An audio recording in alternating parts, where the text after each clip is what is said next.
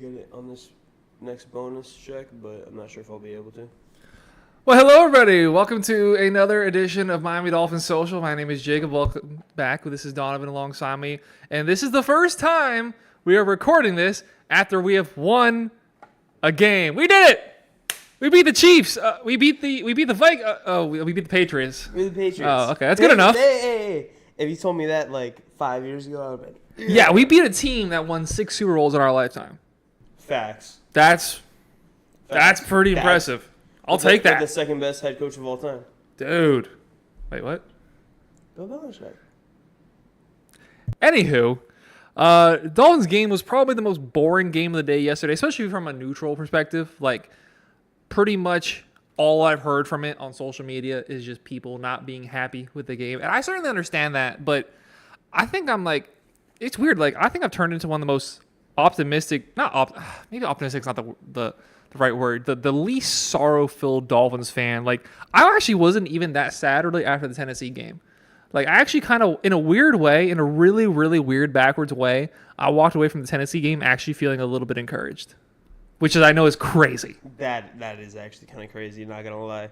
Because I went into the Tennessee game with like a little bit of hope, and then I'm like, after that game, I was completely dejected. I'm like, look, I know that Tyrod. Close enough. Tyler Huntley. Close Tyler enough. Huntley. Same thing. Going into that game, I know that he had only like a week and a half with the team, and he was, it's a very complex offense, but it was just really, really bad performance on everyone's part across the whole field. I was so pissed off from that game. I didn't even make a single video last week. Yeah, we kind of were MIA most of last week. I was just working literally every single day. Yeah, I was also sick towards the end of the week when I finally felt calm enough to finally make a video. And then, like, by that time, I had no voice. I woke up on Thursday morning like, "Urgh." Do that one more time. Urgh. One more time. Urgh. So you're gonna sound like at the Halloween party in a few weeks. Facts, big facts. Do you have a costume for that? No, your girlfriend's supposed to help me with that. She was helping me with that. That's currently that hasn't happened. I just that's what she texted me about in the last live stream. Yes, she did, didn't she? Yes. Yeah, I have nothing. Yeah, I have no I'm idea. a big guy in t-shirt.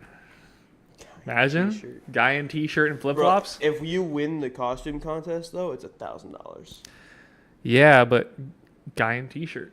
But like you're 6'6", like you have an opportunity to go as like a Speedo.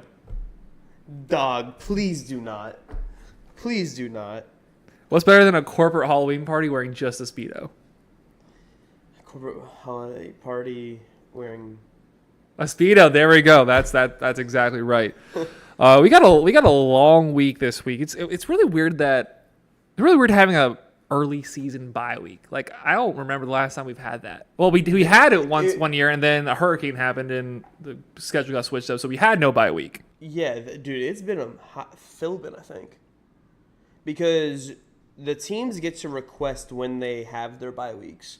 Now, typically most of the time, like, you'll get what you wish for. So if you have like a Monday night game, you'll get and you want the bye week after that, they'll appease you. Or if you have a Thursday night game and you want the bye week before that, they'll appease you. And then they have to offer you a bye week after a London trip, which is why most teams actually take that bye week. The Dolphins, on the other hand, whenever they went over to London, they never took that bye week. And that's exactly what the Jets did too. They're playing next week, I think, on Monday Night Football, which it's not a bye, but they do get an extension. I do like that a little bit, because like that way you're not wasting an early bye. I think a reason for the Dolphins to request an early bye this year is because they knew they were going into the season with a whole bunch of injuries, and now they're just there. What up, Armando? We definitely need a reliable quarterback now that Tua isn't doing it either way. I was actually pretty happy with Tyler Huntley, and I know we talked midweek about Tyler Huntley versus Skylar Thompson and just who's better And I genuinely think that Scott Thompson might be the fourth best quarterback on the Miami Dolphins with how he played. Like, he was abysmal, but how Tyler Huntley looked in the first game, I definitely understand why you came away from that thinking that he is really bad and that we made a mistake bringing him in, right? And why you think that at that point that Scott Thompson was better than him. We were better with Scott Thompson with Tyler Huntley in the game. I think yesterday kind of proved why Tyler Huntley is a better quarterback. He still didn't do anything phenomenal. There was no yards after catch. There was really nothing that impressive about what the offense looked like yesterday.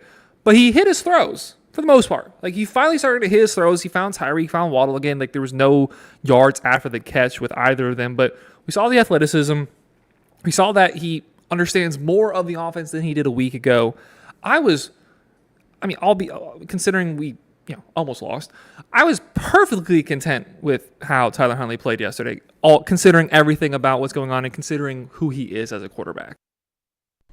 Yeah, he did look a whole lot more comfortable, and I talked about that in my reaction video. He looked a whole lot more comfortable, another week under his system, which is giving me encouragement going into the bye week, getting him another, week without even a game to, digest this offensive system, which is very complex, going into possibly his final game starting, hopefully, knock on wood, against Indianapolis, which has a bad defense. So it was really encouraging to see that, just the progression from last week to this week.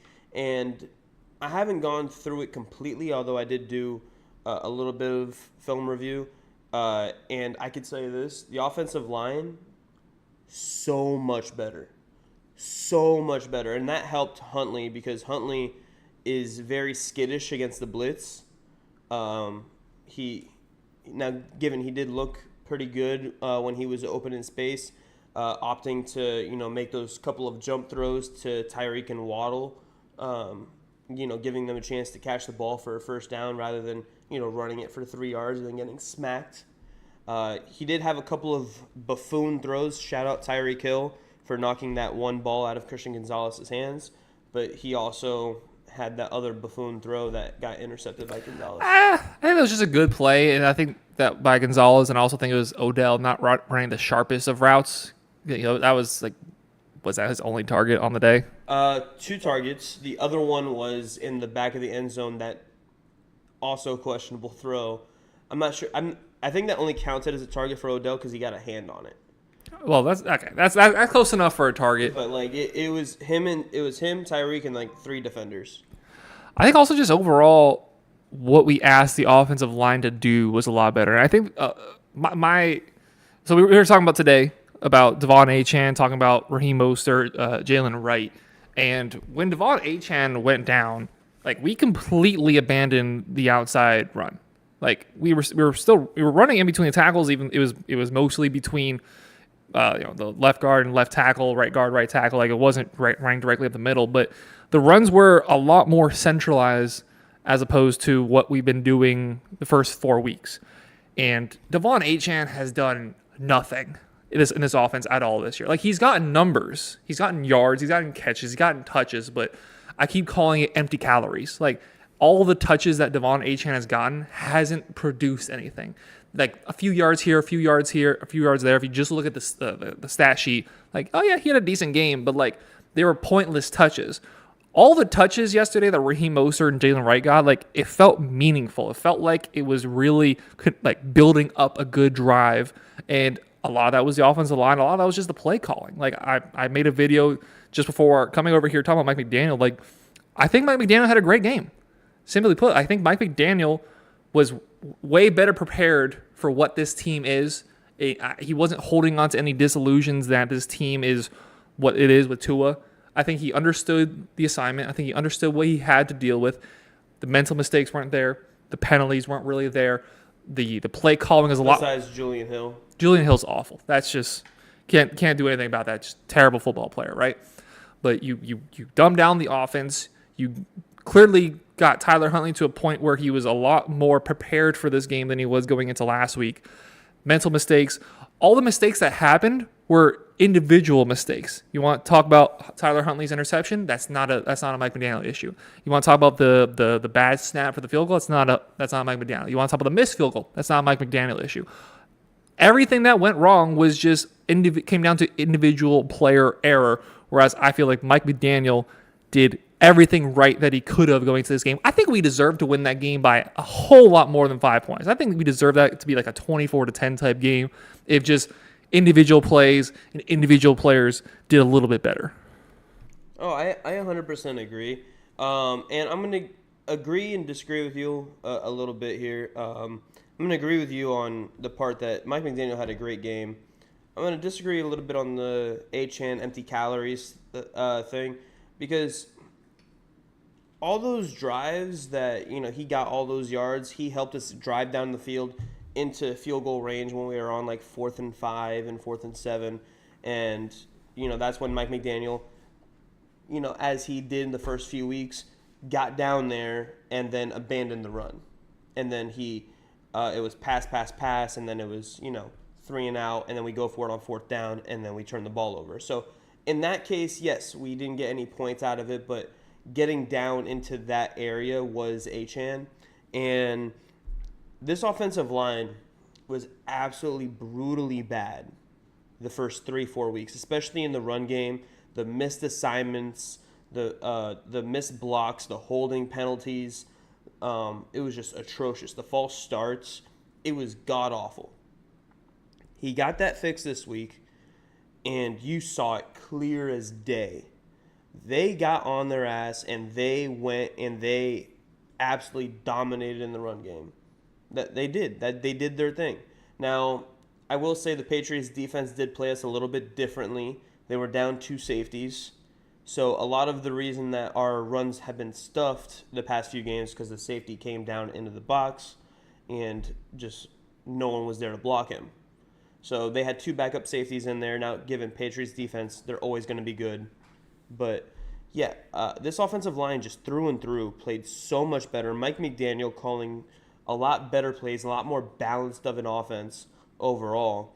Not sitting there and abandoning the run, not sitting there abandoning the pass, but honestly giving Jalen Wright the football, giving Mostert the football.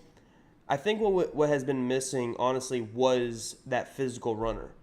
And Achane isn't that, but he is going to be getting you the yards, like you were saying. But you want someone that's going to be able to go in there and get you the tough yards. Now, Achane can do that once or twice. He's not going to do that for an entire game.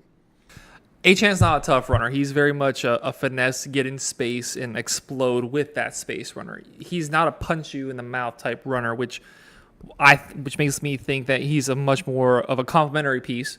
Like when we were coming into the season, made a video about it, talked about it a few times. Devon Achane to me will never be a workhorse. He can't be a workhorse. He's not big enough. He's not strong enough. He's not powerful enough. He's explosive. He works well in space, but you can't. That's not what you ask a workhorse to do. A workhorse has to pound the offensive line, eat up the yards, 10, 11, 12, 13 play drives. That's not what Devon Achane is. Devon Achane is 20 yards here, a 12-yard reception here. He's not a 3.5 yards per carry type of guy. You can win a game running 3.5 yards a carry. You get four opportunities to make a first down. You can do 2.5 yards per carry. That's how you can win a game doing that, by just leaning on the rushing attack constantly. And the second half yesterday, that's what we as soon as Devon Achane went out, it felt like we immediately switched our identity to, okay, Devon Achane, we know he can score with us in one play, right? But that's gone.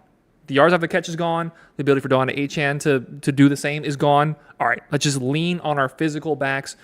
Jalen Wright's not necessarily physical. Raheem Mostert is not necessarily physical. But when you look at that compared to what we have in Devon Achane, completely physical. Much more physical players with those two than you get with Devon Achane. 5.2 yards per carry for Mostert and Wright. Pretty impressive on paper. The fact that between them, Mike McDaniel gave them the rock 32 times. Definitely shift change. 193 yards on the ground in total. Tyler Huntley picked up a few on his own, but there was no... I don't think there was a single designed run for Tyler Huntley. I think he was asked to be in the pocket the entire game. I can't think of an entire game where he had a designed run. Maybe one, maybe two at most. it was Jalen Wright. It was Raheem Mostert. And the offensive line, which has been a weakness this entire season, was for sure the key to winning yesterday. And I think Raheem Mostert being healthy for the remainder of the season, which is with Raheem Mostert, like, is nothing you can ever rely on, is never guaranteed. Raheem Mostert, I don't think in his entire career has played an entire 16 or 17 game season. That's not what he does, and obviously he's not going to do that this year. He has to stay healthy. Right now, without Tua, I'd say Raheem Mostert is the most important player to this Miami Dolphins offense to work, because just like he did last year, getting those 3 to 6 yards on first down, putting us in second and short, where you're already in second down, you feel comfortable about going for it if you need to. Whereas with Devon Achane, so many times, especially against the Titans and going against Sweat, like that dude was just a monster against us on Monday Night Football, right? But you give the ball to Devon Achane on first down, so many times you were getting 2nd and 11, 2nd and 10, 2nd and 9. Where with Raheem Mostert yesterday, with Jalen Wright in the fourth quarter yesterday, you never felt like you were going to be behind the sticks if you ran the ball on first down. Yeah, and I do give that for the most part to the offensive line. I do. I have to give the flowers where they're due. And that's where we're kind of like disagreeing on a little bit, is I want to give more credit to the offensive line. You kind of want to give more credit to the running backs. The offensive line is just, it played so much better. It got pushed back. Like, you go and you look at the Tennessee game, you go and you look at the Buffalo game, they got no push whatsoever. Even the what was that other game that we watched? The Seahawks game. Like, even in that game, just absolutely no push on the front. Like, I don't care if it was an outside zone run, inside zone run. You ran the ball, and someone was coming through the line. And I don't know if maybe the Patriots' defensive line is that bad. The whole team's bad. You can always count on the Patriots' defense to be good, though. Like, that's always the one thing that they're good at. And, they played relatively well yesterday. Safe, I would say, for the most part. But, we were able to bully them around on the offensive line. Now, I can't say it enough. Like, they played so much better. Aaron Brewer, Liam Eichenberg, so much better. That's where it really came from, was from those two getting to the second level. Aaron Brewer still sucks at pass blocking, but amazing at run blocking yesterday. Whether you think it's more the line, like you said, or whether you think it's more the running backs, like I said, I think it does just come down to Mike McDaniel. I don't think Mike McDaniel stepped wrong yesterday. Even when they panned the camera to him on the sidelines, like, I mean, how many times did I use pictures of him after the Seattle game on the thumbnail? Like, dude was just a brat on the sidelines. Like, there was no inspiration from him on the sidelines because he looked just like a whiny little child on the sidelines. Every time they pan the camera over to him, stoic, silent, not yelling, not flailing his arms up in the air, looked like a head coach, looked in control, looked like he had a plan. The Seattle game, it looked like he had no clue what was going on. Now, I didn't get to see him as much of him against Tennessee because we were both at the game, so I didn't get to see what he looked like on the sideline, but we got to see it yesterday against the Patriots. Stoic, controlled. The game plan had an identity that they stuck with the entire game. Even when they were losing, didn't panic. 4th and 1, 30-yard line. If you take that with Mike McDaniel, they're going for it. Like, that's just not even a question. Not even a second thought. Mike McDaniel, 4th and 1 in scoring range, they're going for it. Takes the points. Takes the field goal. You're not even winning at that point. You're down by 1 point. Takes the field goal. Had an identity, stuck with it, and now we're 2-3, 1 game back in the division. Back it up. I said heading to this game, they had to sweep heading into the Bills game. Tough, but can be done. Like, these next 2 games without Tua, if you win, I don't know who the Bills. There's only 1 game. Or 1 game. The 2 weeks, game. 1 game without Tua. I don't know who the Bills are playing along the way. The Patriots don't concern me. The Jets, I mean, you just want to talk about an absolute mess. The Jets outside of the Patriots game, they had their best game of the season. Like, Garrett Wilson, 101 yards, touchdown. Although I have no idea how you only get 100 yards on 22 targets. But the Jets offense outside of the Patriots game had their best game of the season. And looked awful. Aaron Rodgers, 3 interceptions. Breece Hall doing nothing. Braylon Allen did nothing. It was Garrett Wilson or absolutely nothing for them yesterday, and they look like they're falling apart. So I'm not worried about the Patriots. I'm not worried about the Jets. The Bills, they need a receiver. Is Josh Allen going to play this week?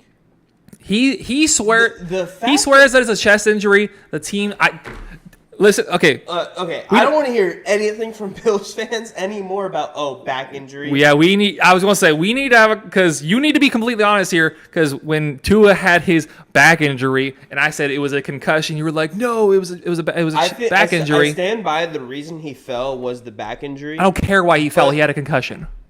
I always said that I thought he had a minor concussion. You've backtracked.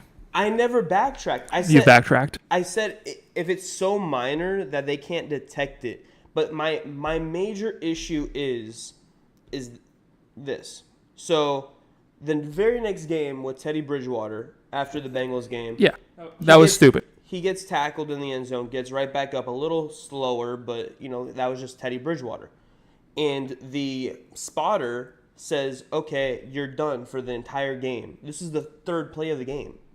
Like, what are we doing?"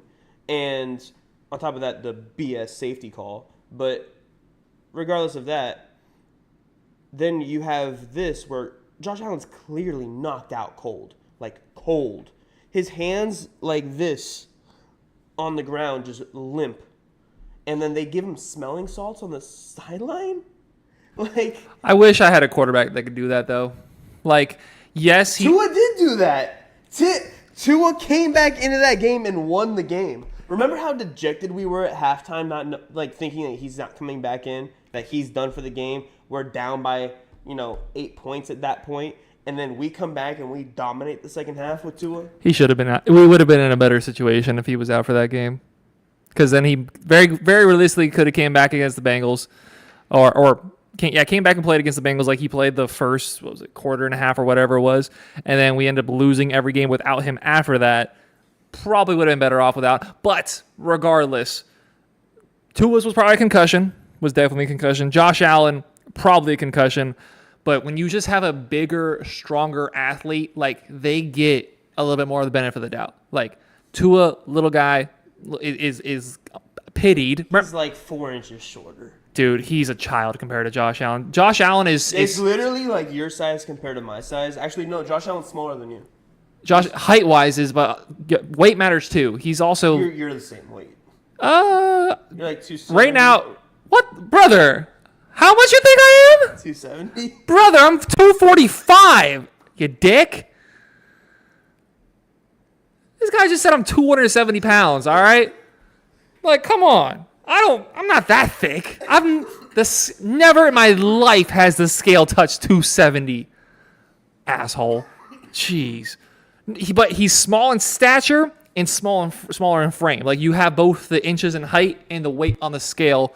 And also just in the NFL, everybody's big. Like, you walk onto the field, the 5 people you have in front of you are an average of 300 pounds, an average of 6'5". Tua and Bryce Young behind him and Kyler Murray, but Kyler Murray can move at least. Like, they literally look like children walking onto the football field. Like, look at kickers. Kickers are about the same height as Tua, a little bit less in weight. They look like accountants. They look like accountants walking onto a football field, but they matter walking out there. Like, Josh Allen, he was heavier last year than this year. He lost like 15 pounds. He's playing at a lighter weight, but he's 6'4", 6'5", 240 pounds. Like, he's a large human being who has a really good history when it comes to playing injured. So he has a little bit more of a benefit of the doubt. Head injury, like, he was knocked out. Like, my point is that the spotter should have been, you're out, you're done. No, I completely agree with you. Yeah. I'm just saying, with Josh Allen, with those bigger athletes, with also, like, yes, they're unaffiliated, but they know who Josh Allen is. These people know the sport. They're literally on a football field every single week, and they know that Josh Allen, Justin Herbert, guys like that just play hurt. They figure out how to make it work. And also, there are ways to cheat the system. I mean, I love listening to like clips of Julian Edelman's podcast. That's hilarious. It's great. Like when they had Amendola on there, and he's like, after he got knocked out, Amendola would run to the field. It's October 6th. It's October 6th. 3:30. We're in the third quarter. We're up by 7. Yeah. and he would just yell that at the trainers, and he's back onto the field. Like, there is a way to cheat the system. So yes, I think Josh Allen should have been taken out of that game, but it doesn't. I think he should be. He'll probably be in the fine next protocol week. right now. Honestly, they probably will test him, but I don't know. Honestly, the fact that nothing's come out from like the NFL or the NFLPA today is like kind of crazy. I've been waiting all day for it. I'm like, when are they gonna put Josh Allen in protocol? Because he needs to be in it today to really be able to even clear it by Sunday to play. Raphael, have you seen Amon-Ra St. Brown with his shirt off? That dude is yoked. Hella. He is not. That dude is jacked. Look, that guy gets in the gym. Like they did like a piece on him and Equimanius about how like when they were like the two of them in the gym since they were like they literally came out. His dad was like Mr. Olympia or something. Those dudes are just units, and then his relatively mom's speaking. German. Yeah. So like they're just what did it have anything to do with anything? They're big dudes, muscular wise, not the tallest in the world. But Josh Allen, dude, 9-30. Like I understand Khalil. I understand Khalil Shakir is out, but God, they need another receiver.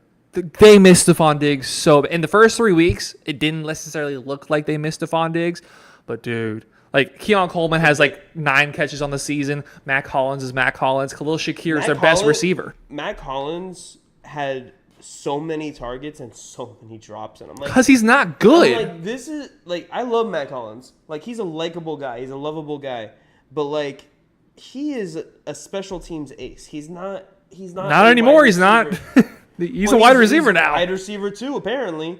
But he was his favorite target yesterday. And just every time I looked over in the red zone, it was just drop Mac Hollins, and then 49-yard touchdown, Keon Coleman. 9 of 30. And they still almost won. The thing is that a lot of James cook. And the Bills' defense is still pretty good. And the Bills' defense is still really good.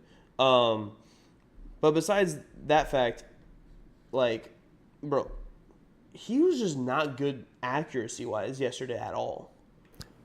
Nobody's open. Like, he has...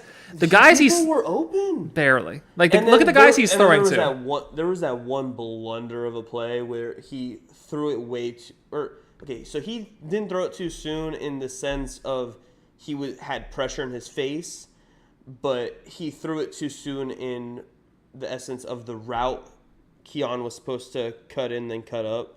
And he cut in, and he threw it there, and he was getting ready to cut up, hit him in the back of the head. I don't want to turn this into a Bills apologist video, but, how many teams in the NFL can you confidently say have a worse wide receiving core? The only team that I could really consider is the Chargers, just off the top of the dome. Maybe the Chiefs, since they don't have Rashee. Well, the Chiefs, since they don't have Rashee Rice. I'll throw them in there without Rashee Rice. With Rashee Rice, Chiefs, I'm taking the Chiefs 100%. Chargers, Ladd McConkey's been all right. When DJ Chark comes back, QJ's looking good. Finally. No, he's not. He's terrible. Just because he's had 2 good weeks, he's still terrible. His last 2 weeks were good. He just had 2. He just had 2.9 fantasy points yesterday, or not yesterday, last week. They played the Broncos though, didn't they? Probably. I don't know. The Steelers. Great defense. Yeah, great defense.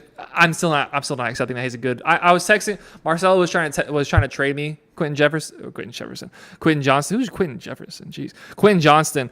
And I'm like, Jesus himself may have to come down here to tell me that QJ is a good wide receiver because I refuse to believe it. I do remember you said that, and I didn't say he's good. I said he's getting better, and I still believe in him. I still think he can be a good receiver. And Ladd does look good. Josh Palmer looks way worse than he ever has. He looked better with what's their backup name over there? I have no idea what you're talking about. Josh Palmer, the backup quarterback for the Chargers last year. He's terrible. I know who you're talking about, but I completely forget his name. It's like whatever. So, anyways. He looked better last year playing with Easton Stick. Yeah. Easton Stick. He looked better playing with Easton Stick than he has with Herbert this year, and he's supposed to be Herbert's number 1 guy.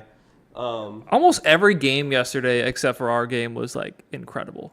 Duh. I was saying, I'm like, I texted in another group chat of mine with Dylan and Aiden, and I'm like, all these great games going on, and I'm here stuck watching the Dolphins game, and he's like, it's called Red Zone. And I'm like, I have Red Zone up, but it's muted. That was like the best weekend in sports I've seen in such a long time. Like you had the Miami game. You had That you didn't watch the end of. I had church the next morning. I'm not staying up till 2:30 in the morning to wake up at 8. I'm not blaming you for not watching it to the end, but I remember sending you the gif of the mascot going with the U. Yeah. And you're like, how? I was shocked. But you had that. You have the first and second rounds of the playoffs going on. You had the best Thursday night game in God knows how long. You had a Sunday night game that felt like Cowboys Steelers from 2008. Not necessarily a good way, but like a strong defensive battle. The Texans Bills goes down to the end. Seahawks Giants with a very entertaining ending. Kyler Murray bringing back the Cardinals from death. Like, it was an incredible weekend, an incredible football weekend, and then the Dolphins and Patriots were just there sprinkled in the 1 o'clock hour. You just happened to miss over the overtime game. Oh, Ravens-Bengals. So shout out to Lamar and Joe Burrow for my fantasy teams. Shout out Joe Burrow throwing that interception to Marlowe. Yeah. Yeah. He still got me 37 fantasy points, so appreciate you, Joe Bursky. So I put together I think it was like a 6 or 7 leg parlay. By the way, we don't really encourage too much betting, but why not? Hi guys, this win was. It was. To watch. It was definitely. It was a very rough watch. I mean, we said it earlier on. Like, I felt like we should have won by 2 scores. Like, I felt like it should have been like a 24-10 type game if we finished drives and there was less individual errors. But it was a well-coached game with a good running game with a good defense. You had all the recipes to win in the NFL, just with some really unfortunate individual player errors. 6 points left on the board in terms of field goals. Interception, which I'm pretty sure the Patriots then went down and scored their touchdown on, if I'm not mistaken. Or yes. they went down. Yes. So 7 points right there. 6 points left on the field. That's 13 points. Instead of, you would have kicked the extra point there. That's 16 plus 13. That's 29-10. If those just 3 individual player mistakes are taken back. Yeah, I 100%. And this weekend was like full of close games. So I put together a 6-leg parlay that it was a $10 bonus bet that Hard Rock gave me. So I was like, okay, I'll throw it on there.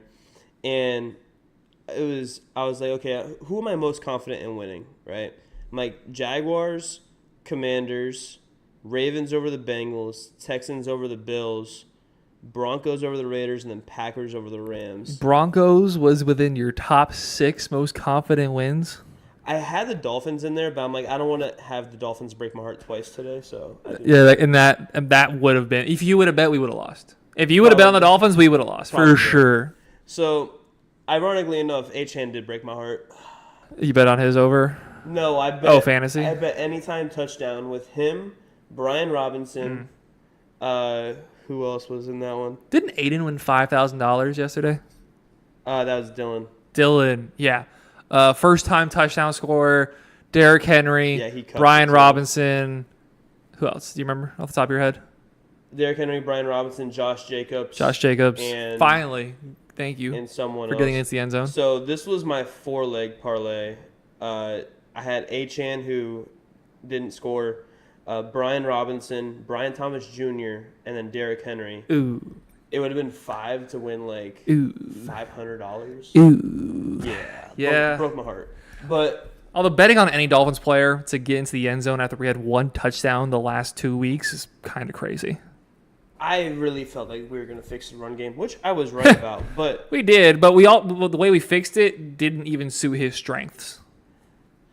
I mean, yes and no. The holes that were there were, and like I could have ran through it, you could have ran through it, like they were wide open. You could have, yes. Well, but also we are much stronger just in terms of we have more mass than Achan does. You get a hand in his jersey, he's going down. There's a very good chance Achan he's done a lot better this year of breaking those tackles, like the hand tackles, the arm tackles. When, dude, his yards per carry is awful. Look at his yards after first contact. I don't know it off the top of my head. Neither do I. Yeah, you just made that up because that's just not. There's just no way that's true. So, but throughout watching, the games, because I go back and I watch the games because I like to be miserable,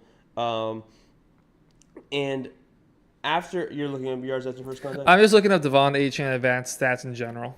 So, watching Achane, it's always like, if you get an arm tackle on him, he's probably not going down unless you get your full body weight behind it. But at that point, it's not really an arm tackle.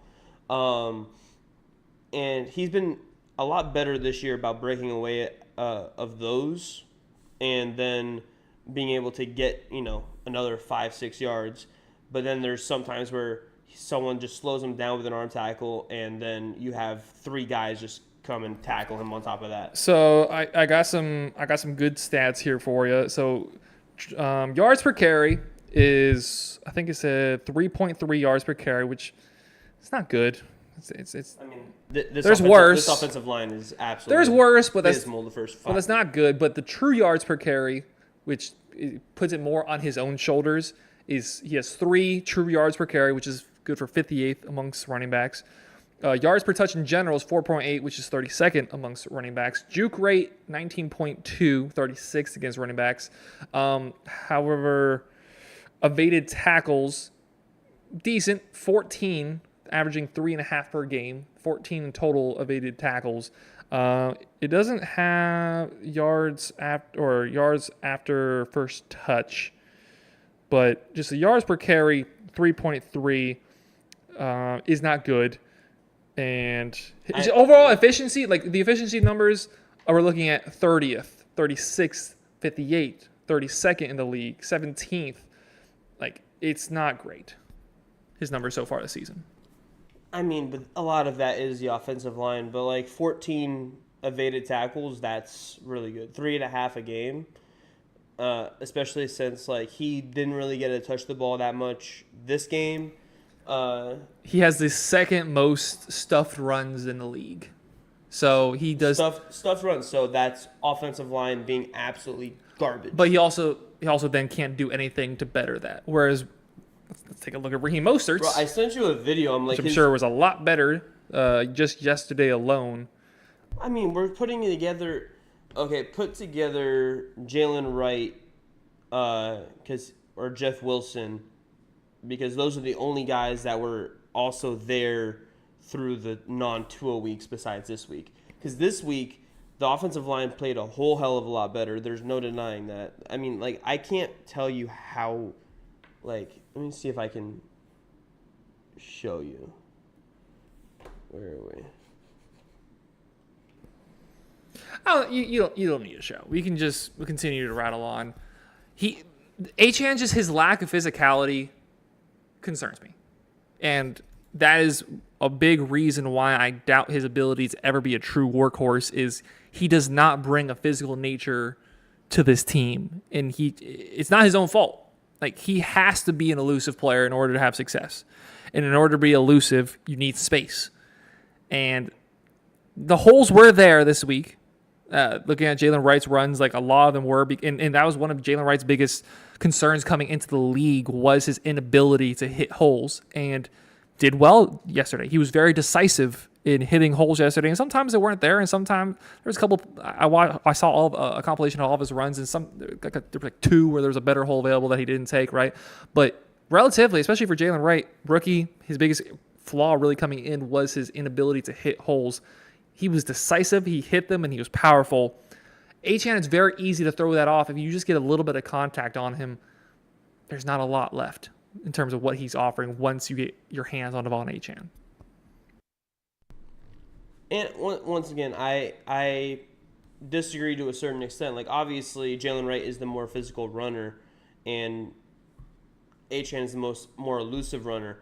But, like, if we're talking about straight-up arm tackles, I don't think arm tackles are bringing down Achane. That they haven't really brought down Achane. It's slowing him down to maybe have other people gang tackle him. Then yes, that is something a little bit different. But just overall, I'm not going to sit here and say it. Like, I do think that Achane benefits from having another physical back in the backfield, but I think he can be one of those 60-40 guys, which is perfectly fine. That is today's workhorse because not even Derrick Henry gets 60% of the snaps.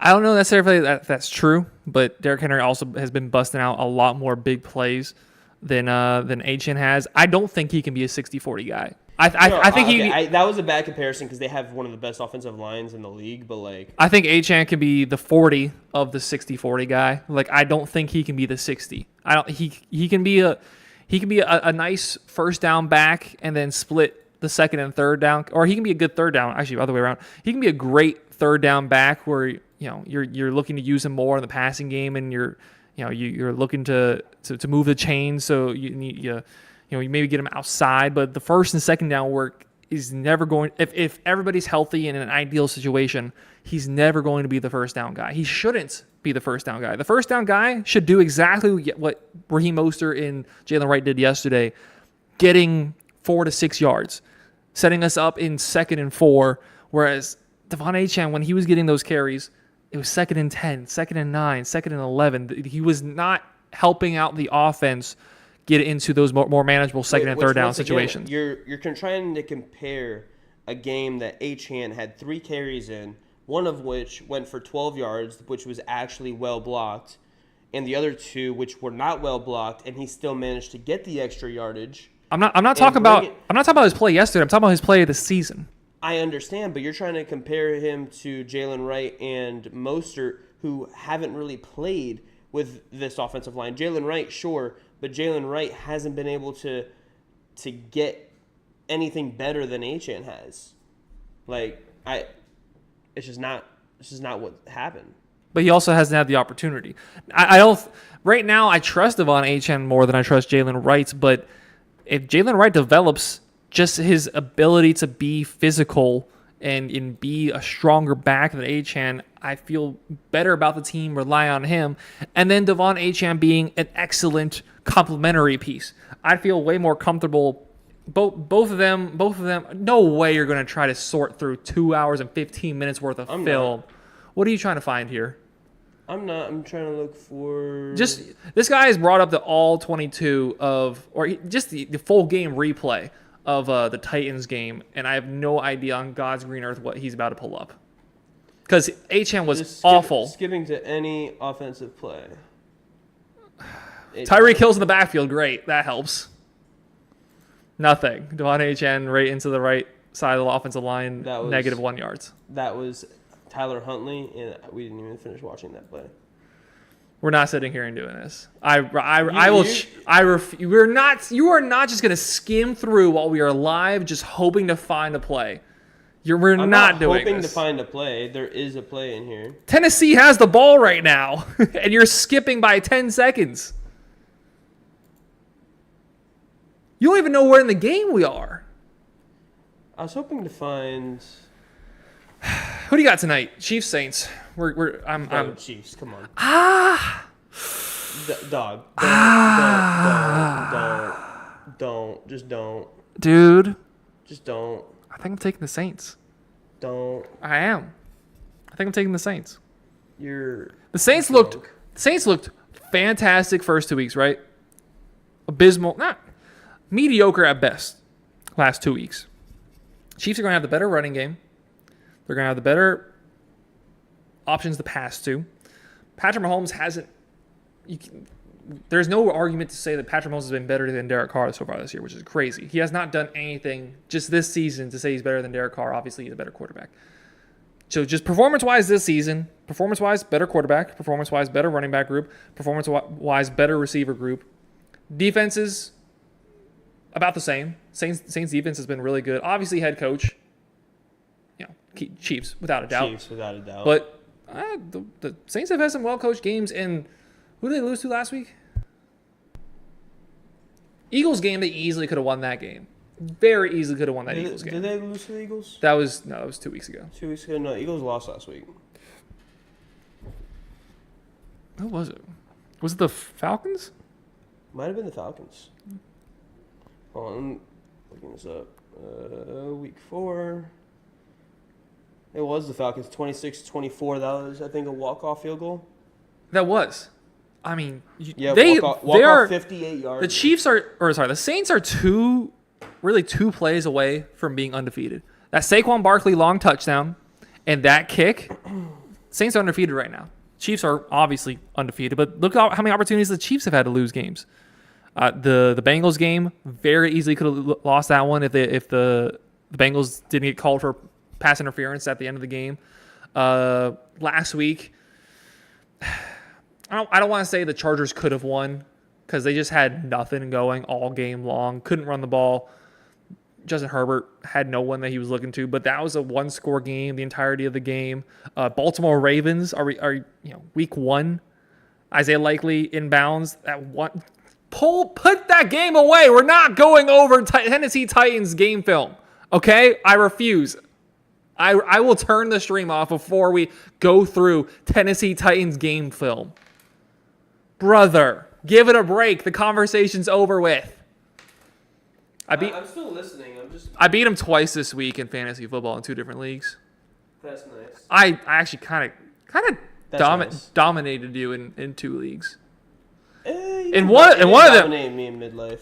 I won by 30, or it's like projected win by 30. You still have someone tonight, I think. Exactly. So it can only get better. I think I have someone tonight too. No, you don't. You're finished at 82.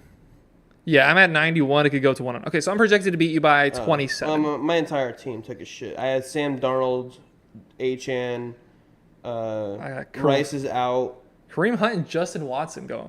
You just got Dobbins on bye. You just got beat by Justin Watson and Bo Melton. I started Bo Melton in my flex. And he got 0.5 less than Achane. Did he really? I thought he actually got 4. Was that last week? Oh yeah, no, Achane. That was last week. I was so mad when I saw I didn't start Kirk Cousins, but then Caleb Williams, how you doing? 23 and a half. You convinced me to start Achane. Given you can foreseen. I didn't. I said I was thinking about benching him, and you're like, you're not going to bench him. Yeah, that's not. You're like, I just said you're not going to bench him. And then you're like, who are you going to bench him for? Nobody is the right answer. And even if you did, Jalen Wright? You're benching for that's your best running back on your bench. Chase Brown. Chase Brown started for you. Yeah, but I would have put in a wide receiver at the flex. And you wouldn't have put in. And he got 7.3. Adonai Mitchell, Darius Slayton. You wouldn't have put in Darius Slayton. You would not have put in Darius Slayton. You wouldn't have put in Darius Slayton. With neighbors missing the game? You wouldn't have put in Darius Slayton. You're arguing this now in retrospect. If Darius Slayton would have had 4.3, you would never have been arguing this. I picked him up for a reason. I thought about it. I thought about Kirk Cousins. That's a 13 point difference. I thought about Isaiah Likely. That's a 6 point. Didn't he? He did. On 3 catches for 13 yards. Well, one of them was like a 20-yard reception just because Lamar Jackson's the best player in the league. Fumbled the snap twice, rolling out to his right, just about. Oh my God, guys! For a 3rd time, he just brought up the Tennessee Titans film. I'm gonna lose my mind. I'm trying to find the spot where it goes play by play. Okay, just rattle off the top of your dome. What play are you trying to find? So there's a spot on NFL Plus. It's not pulling up for some reason on this, where it goes it's basically all 22, but it shows you a play by play, so you could pick certain plays. Tigers beat the Guardians. Go Yankees, right? Fuck the Yankees. 28's coming. Go Tigers. I'm spreading the news. Oh wait, we have news on Rashee Rice. He died? No. A lot of optimism that standout receiver didn't suffer injury as significant as first believe. Rice will be put under anesthesia Tuesday. So basically, homie's going to be asleep for a few hours, and they're going to give him a knee scope. This came from Ian Rappaport. While star receiver Rashee Rice's season is expected to be over, he did not receive positive news today. He did receive positive news today. Oh. Rice needs his LCL repaired, but there's a chance that that's the only ligament to be repaired. He's expected to make a full recovery. So, he's expected to be out for the season, but it's not that bad. Did it say Rashee Rice's season expected to be over. Okay, it is expected to be over. Okay. His attorneys should really push. I think they will. For his case to be pushed up. I've been. But do you think the NFL? As a dynasty owner of him in now 3 dynasty leagues, thank you. I'm okay with that. That was a good trade for both of us. I feel like. I feel like it was. Yeah, especially I'm trying to tank. Dude, there's 2 games that I should have won this year that I'm probably not going to. I just can't wait for Amari Cooper to get traded. Or dude, I should have. Amari Cooper? Yeah, I should have traded him after his 28-point game or whatever he had. I tried, bro. I tried. I have him. I know you tried it in a different league, but different leagues. Because I'm not trading Malik Neighbors. I'm not trading C.J. Stroud unless I get something good. I can't trade Anthony Richardson because what are you going to get for Anthony Richardson right now? But that league, I'm just trying to. Yeah, and I still. Can we? Wait. No. Can we talk about? I'm a grown man, so I'm responsible for my own decisions, right? But in this fantasy league, my team's rebuilding. I'm extremely young in this particular league, and I had Jordan Love. He goes down with that injury. Not sure if it's season ending. Oh, I'm brother. Like semi-competitive. Oh, brother. I know where this is going. I had the opportunity to trade for Anthony Richardson, and all it would cost me is a second-round pick and Jordan Love. And at the time, Anthony Richardson had just thrown for his 29-point game, unbelievable throw, blah, blah, blah. Jordan Love just goes down with his injury. Who knows what's going to happen, right? This man, I think you should do it. I think you should do it. I think you should do it. I think you should do it. Yeah, I did. And I fucking hate you. I did think you should do it, and there's still a chance that's not. If all Anthony Richardson has to do is develop, and he's Cam Newton, which I know is a crazy statement to say out loud. All he has to do is develop to be good at the sport. Fuck you. All he has to do is turn out. Ooh, what's that? Or is it this? It's just underdog saying Rashee Rice is expected to. Yeah, that's what I thought. Look, sorry, but it still could be good for you though. It still could work out, dude. If he ends up being good, Shane Steichen offense. Give me Caleb Williams. No, absolutely not. Young weapons around the team with an offensive-minded head coach and a decent offensive line with an abysmal defense on the other side. Look at how that's going for Joe Burrow right now. Good offensive weapons, okay offensive line, offensive coach, terrible defense. Joe Burrow's quarterback 4 right now. Yeah, but you also have to think about the fact that Burrow came into this league as a thrower of the football, whereas Anthony Richardson has to develop into a thrower of the football. Yeah, that's all he has to do. Right now, he's basically me out there on Friday nights. Stop it. All you have to Stop it. Throw a deep shot and it's perfect. Stop it. You throw a crosser and it's fucking shit. This guy texted one of our friends or DM'd one of our friends on Instagram a video of Anthony Richardson hitting a deep shot, and he compared himself to Anthony Richardson. He is 5'11". 6 foot. 5'11", clearly not as athletic as Anthony Richardson, and yet he's Anthony Richardson apparently. I cooked. No, you actually. Well, first of all, you haven't played quarterback so far this year because we bully you into not. No, I haven't asked for it while being there yet. 4-1 this year, cooking. Got the dub last week. Back-to-back weeks playing football where I got screwed over by some of my receivers. Last week was up 2-0, right? 4th down. I had the first down. Manning's open. Craig, butt naked wide open over the top. I hit him with a beautiful ball in stride. Dude slaps himself in the face. Not literally, but metaphor. Might as well have slapped himself in the face. Last week, you were there last week. I was there last week. Manning, up butt naked wide open. Beautiful throw down the sideline. Slaps himself in the face. Very next play, I hit him in the chest. Again, bumbles, stumble, rumble. Bubbles it up in the air, and Joe just says thank you. Back-to-back weeks, I got screwed, except this week I still ended up winning. So the deep shot to Manning, I will say, was the only problem with the throw is that he was kind of leaning. No, it's a good throw. It's a good throw. Stop it. It hit his hands. He should have caught it. But it was a good throw. It was a good throw regardless. Take criticism. There's none there to be had. There is. No. I'm saying how the throw could have been better and easier to catch. because we're not professional athletes out there. He was running towards the inside, facing inside, and he kind of threw it to his back shoulder. To kind of have to track that ball like this is very difficult.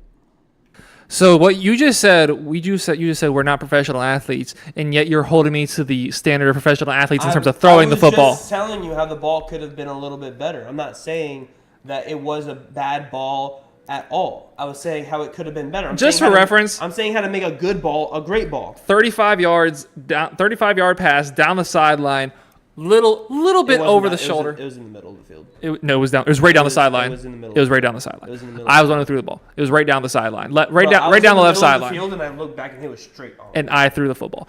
I know where the ball was. Right down the left sideline to win the game. And brother dropped it. No, it was 3-1. It was 3-1. That was 3-1. And then y'all scored 3-2, and then we didn't score the next time, and then y'all tied it up 3-3. We would have won. We would have won three. Guess I had 4 of those touchdowns. Dude, you were guarded by another fat guy with no cleats. Okay, I still had a safety over the top to help. Nobody's putting a safety on you, brother. One of my touchdown catches literally was like this with your hand hitting mine. Was it not? I honestly don't remember that. I genuinely don't remember that. You just black out my good moments. No, and I even said you had a good game, but slow down. But before you went into the Jordan Love thing, probably the last thing we'll talk about, because I'm very hungry and don't look like we have any of you guys tuning in for this really, was the fiasco for fantasy football last night with the ending of the Steelers game. What happened?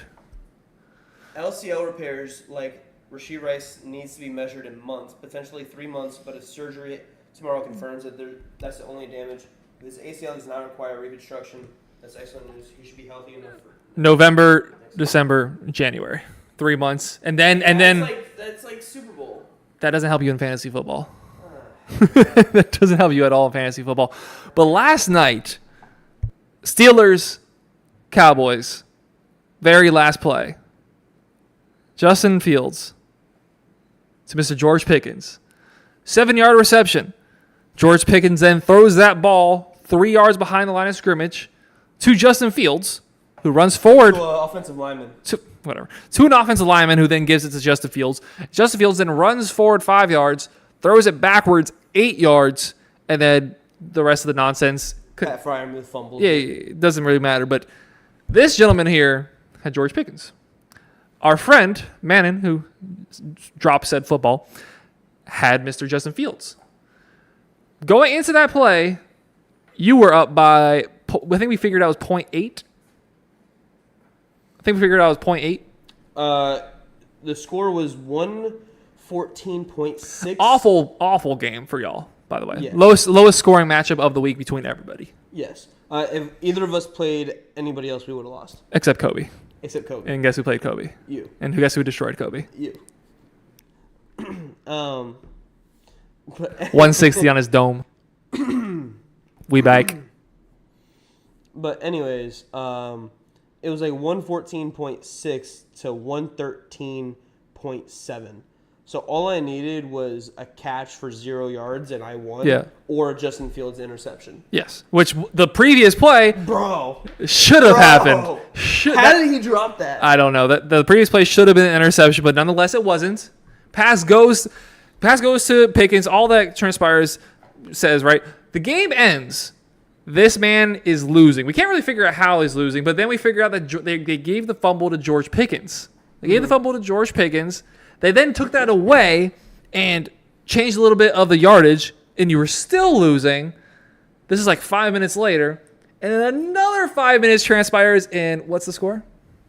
Final score, 114.44 to 114.33. And who had the 4-4? I think it was actually I think it was 4-4 to 4-9. You had the 4-9, but regardless. No, that was before the last correction. I lost by. Oh yeah, you're right. So before the second correction, put it from me losing by like 2 because of the fumble, to me losing by 0.05 to me winning by 0.11. Dude, that was 3 or 2 stat corrections, 3 different final scores to a fantasy football matchup in 10 minutes. Those of you probably nobody tuning into this, but if you're not, go follow Miami Dolphins Syndicate over on Twitter. On the Twitter account, I tweeted at and added Sleeper like, hey, can y'all explain this? They didn't. 2 stat corrections, 3 different final scores in 10 minutes. The entire group chat was just sitting there like, pardon? Excuse me? Because just figuring out the math of that is very difficult. Like, it was a 7-yard reception. He throws it backwards. Justin Fields grabs it. He goes backwards. Like, so the final total yardage ends up that George Pickens had a 3-yard loss on the catch, and that Justin Fields had a 5-yard or 6-yard loss on the run from where he grabbed it to where he threw it back to. I think it was actually just whatever it was. So this is what happened.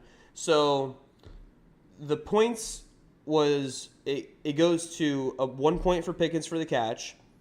When he threw it backwards, where the previous guy caught the lateral, that's where the yardage ends for Pickens. So because it went behind the line of scrimmage 3 yards, he then loses 3 yards for his yardage. That sounds like a little yapper. And so he gets 0.7. Mind you, I need 0.9 for the win. And so 0.7. And then Justin Fields' points, he went minus 7 yards from minus 0.3. And all of this, we're kind of like, we think we're saying all this correctly because we tried to decipher this. I was literally, YouTube, or the NFL account on YouTube, they posted like dramatic ending between the Steelers and Cowboys. And it was like a 10.5 unedited, but they obviously edited out the commercials. Otherwise, it was just a straight broadcast of how the game ended. So I fast forward to the final play, and I'm literally sitting there like John Gruden trying to break down exactly what happened. And that's where we get 7-yard catch, but he throws it back, so it's actually a negative 3-yard catch, and Fields gets the ball eventually, and he throws it back here. Like, it was a headache to try to figure out what actually happened. So Fields got minus 7 yards because where the play ended, that was 7 yards behind the line of scrimmage, which is why he lost 7 yards on that play. Whereas Pickens only lost the 3 yards because where it was recovered by the offensive lineman was only 3 yards behind the line of scrimmage, which insane ending. And this is in a dynasty league in which it's a pretty competitive league. I mean, I think the best team, or the best 2 teams are pretty clearly defined, and then me, Manon, and are probably the next 2 best, and then a few people after that, which you're included in. But it's a pretty competitive league relatively. But I think not all the games are wrapped up, but all the games are. Ooh, never mind. Ooh, Dylan and Aiden only separated by 3.7 points. I didn't even realize that. What changed? Because at one point, Aiden was projected to win by 20, like at 7 o'clock yesterday. Oh, Brock Bowers had a great game. Brock Bowers having a great game. That might be the only thing that actually happened. Oh, maybe Brock Purdy's interception. No, actually, that'd be the other side. So that league, that's a 58 to 42%. But in our main redraft league, the best matchup between arguably the 2 best teams, the projected difference 1.2 between Tyrell and Joe. I really hope Joe wins. I really hope Joe wins too. I'm so glad you lost too. Your team just. No, my entire bench outscored my entire starting lineup. Well, we already determined that you are the worst manager of a fantasy football team. Would you have made? No, I wouldn't have. The only difference I was like really seriously considering was Ford for Sermon or Chase Brown. And that wouldn't have made the difference. No, like, dude, you got to consider you got to consider Tyler Kraft over Dalton Schultz or Dalton Kraft. Yeah, over Dalton Kincaid. That was another one I kind of considered, but like with Khalil Shakir being out, I'm like, oh, Kincaid's going to get like all the targets along with Keon Coleman. Bro, I started Keon Coleman over a few people in Dynasty because I'm like, oh, Keon Coleman's going to eat. Given he did score more points than a lot of the people on my bench, but that's because he had the 49-yard touchdown that ended up being like 9 points for me. He had a 49-yard touchdown. He finished with 11.9 points. Catch, yeah. You were obviously, I still think I won that trade, but like still the extent that you yelled about that trade where Keon Coleman now has 1, 4, 5. He has 9 catches on the season. He's still gonna develop into Maybe. Okay, what has Naylor done? What did Naylor? Not what did great. Naylor do? 0 points. Exactly. I mean, what I said was true and still can be true. Like he had a sustainable workload when Addison was gone. 9 catches to 1, 4, 7, 8. So 8 catches to 9 catches on the season. 3 touchdowns to 2 touchdowns. Since he traded Yeah. for Naylor, he's gotten 1 catch for 2 yards, 1 catch for 31 yards, and then 0 for 0 on 0 targets. Well, Let's go to sleeper so we can see his snap percentage. for either of you go. Which one are you going to, Keon or Naylor? I'm gonna go Naylor. I already know Keon's is up there. Well, I'll just get up Keon's actual number. Keon's snap percentage yesterday was 62. They ran the ball a lot. 56. So, dude, you're splitting hairs. 21 the week before that. 73 for Keon, the one before that. But he's just not doing like relatively speaking, he's like the worst rookie wide receiver right now. Just relatively speaking from draft capital in how he's actually performing. Like look at the receivers drafted in his area. You're looking Lad's doing well. I think he's doing better than Lad. No, Lad? No chance. Keon Coleman is wide receiver, I think 64? 61. I'm just gonna blanket guess. I'm gonna say Lad McConkey is wide receiver 38. He's gonna be lower because of 54. Go by average. Because he's on bye. Yeah. So go by average per game. 7.7 for Keon. 7.7 for Keon, and Lad is average. How do you check average? Go to overview. 11.1. Is he doing that well? No, Lad's doing well. He's got 2 games above 14 points. Oh, they both have 2 touchdowns. Okay, and he's getting a higher target share So too. Lad McConkey, Xavier Worthy, even Brian Thomas Jr. Obviously. Brian Thomas Jr. is having the best rookie season out of all of them, besides Malik. I thought you were about to say of all time. No, out of all, outside of Malik Neighbors, he's having the best season. Yeah. No, Malik Neighbors. Yeah. I'm so happy about that. Hey, if he maybe he's out next game, maybe the 100 yard or under 100 catches bet is still in play. I told Manman just to. Okay. We had the one for Rice. Can we cancel that one? Wait, what was that one? We also had the same bet for Rasheed Rice. Ooh. Do you want to be a gentleman about that one? Because he's missing the entire season. If we cancel one, we cancel both. You want to cancel both? If you cancel one, we cancel both. All right?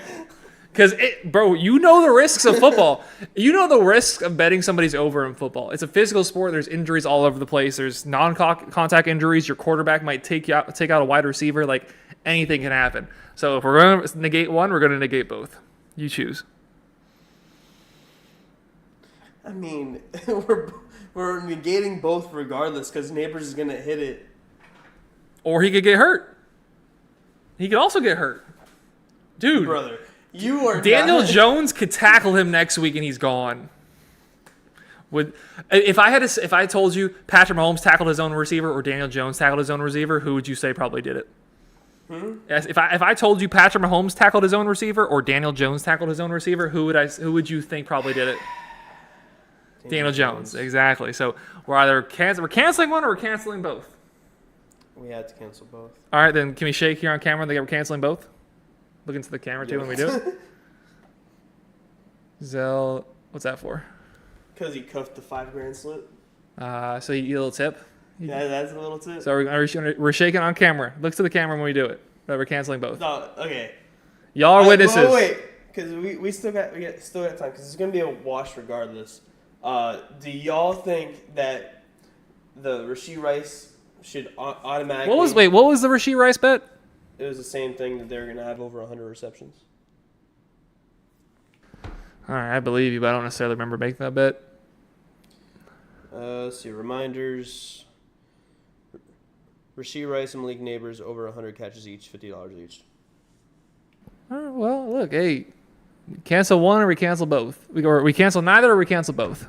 So, to the people, Do we think that Jacob should not be a dickhead and just honor the one bet? It's football. This was always the risk in taking somebody's over on a season. We're not betting against Hard Rock. We're betting against each other.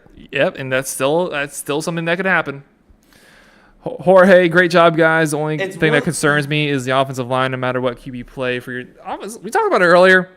Offensive line played a lot better. Pass protection was still a bit shaky, except for the point where Tyler Huntley tripped over the 45-yard line. That was kind of awkward. But in the rushing, and you remember that? He tripped over on second down. Yeah. Or was that third down? I don't remember what it was. It was second. Yeah, he tripped over 45-yard line. That wasn't pretty cash money of him. But the offensive line for the rushing game was pretty good. Like especially in the second half. So it got better as the game went on, but I also think we called the game on as offense very differently when Devon Achane went out and just completely went away from the outside zone run and everything went between the tackles and it worked. Now, is that scheming? Yes. Is that a bad team expecting us to do one thing and then we do the complete opposite? Like they schemed on defense, preparing for us to go with a undersized, quick running back to the outside, and now you have Jalen Wright and Raheem Mostert on the inside. There's a lot that went into that. Also, Mike McDaniel, we talked about it earlier in the stream, Jorge, that this was Mike McDaniel's best coach game of the season. Best coach game, probably, honestly, just in general, in a while. Time management, too. Time management. We had all 3 timeouts at the end of the game. I am not used to that. Time management, not making mistakes. The penalties were down.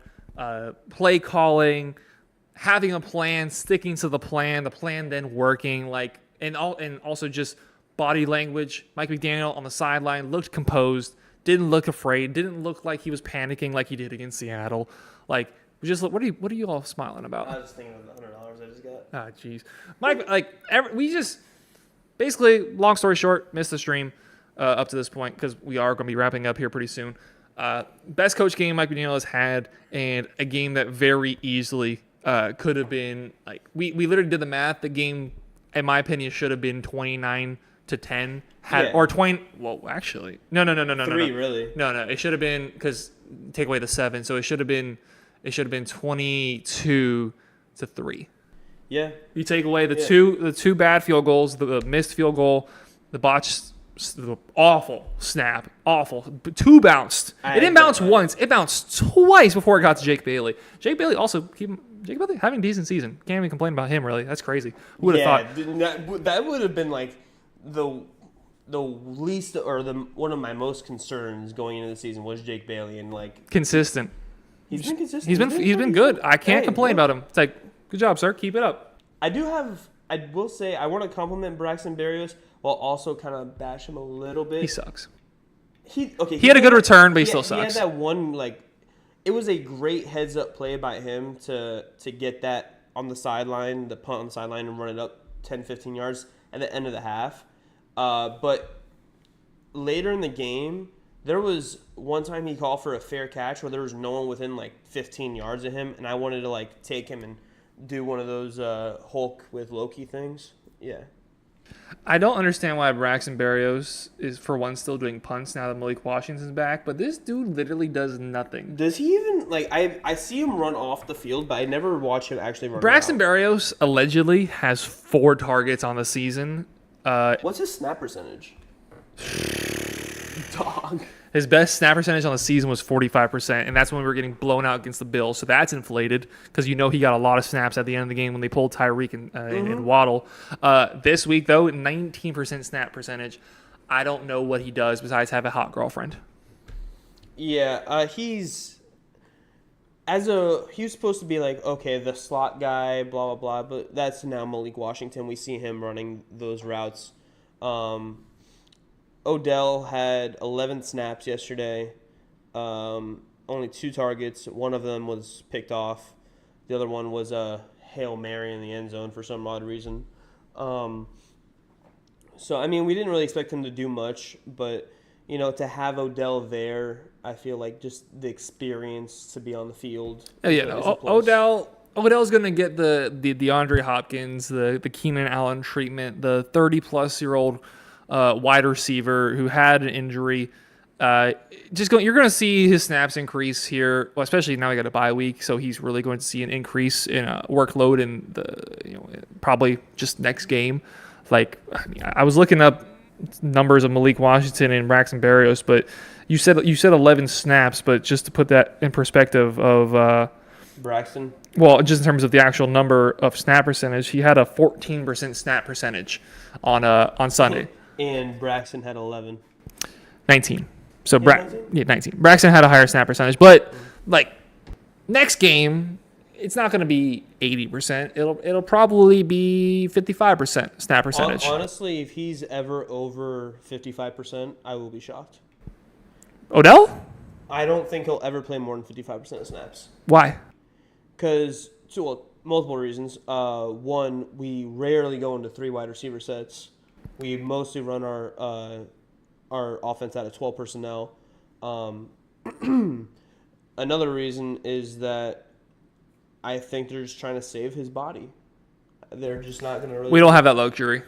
We don't have the luxury like the Niners with Christian McCaffrey to try to hold, and they don't even have that luxury anymore with a 2-3 start and choking the lead at home to the Cardinals. Guys, we have the same record as the 49ers. And a better record than a top 10 team in the league in the Bengals. That's crazy. Number 2 overall pick. The Bengals are a top 10 team in the league. They are a couple plays away from being at worst 3-2. Again, talking about the defensive pass interference against the Chiefs, and then talking about whatever that rookie punter was doing yesterday on that hold. You have Evan McPherson, who is a really good kicker in this league, and clearly they were just setting him up for that 50-yard field goal, which is crazy that they settled for that in overtime. Like, dude, you have Joe Burrow, who is having the game of his season, right? 350 yards, 5 touchdowns.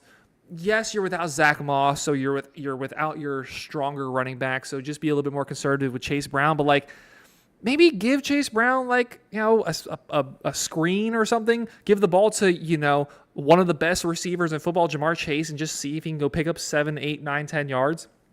But they settled for a 52-yard field goal, a rookie punter holding, and we saw how that went. And then the very first play the Ravens had the ball. Derrick Henry says. That was the ultimate announcer's jinx, by the way, because I can't even count my hands how many times they said in the 30-second span that Evan McPherson has not missed on that side of the field that entire game, and that he has been perfect from over 50 this season and everything else. And it was just the ultimate announcer's jinx, and it was awesome. Thank you, Ravens. Announcer's kind of like the announcer's jinx.